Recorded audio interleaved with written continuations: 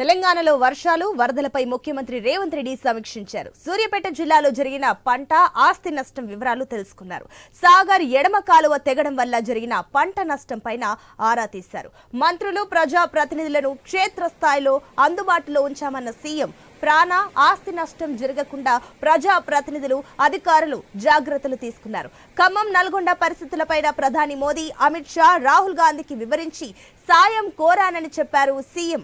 వరద సమయంలో బురద రాజకీయాలు వద్దన్న రేవంత్ రాష్ట్రంలో 5,000 కోట్ల నష్టం జరిగిందని ప్రాథమికంగా అంచనా వేశారు.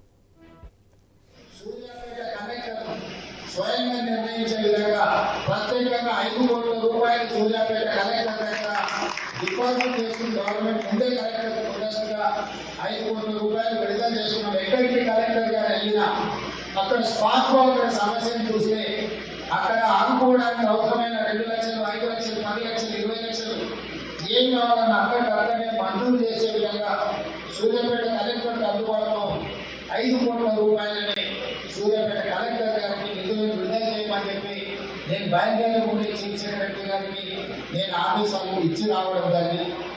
అదేవిధంగా పాఠశాలలో కూడా పిల్లలకు సెలవులు ఇచ్చి, ఎందుకంటే గురుకుల పాఠశాలలో ఇతర పాఠశాలలో లేదా మండల కేంద్రాల్లో లేకపోతే జిల్లా కేంద్రాల్లో కూడా విద్యార్థులు ఈ వర్షంలో పాఠశాలలకు వెళ్ళాలన్న ఇబ్బంది ఉంది కాబట్టి కలెక్టర్లకి స్వయంగా నిర్ణయించే విధంగా అక్కడ ఉన్న విపత్కర పరిస్థితులను బట్టి అక్కడికక్కడనే వాళ్ళు నిర్ణయం తీసుకొని పాఠశాలకు సెలవులు ఇవ్వడానికి కూడా కలెక్టర్లకు పూర్తి స్థాయిలో వాళ్ళకు ఒక అనుమతి ఇవ్వడం జరిగింది.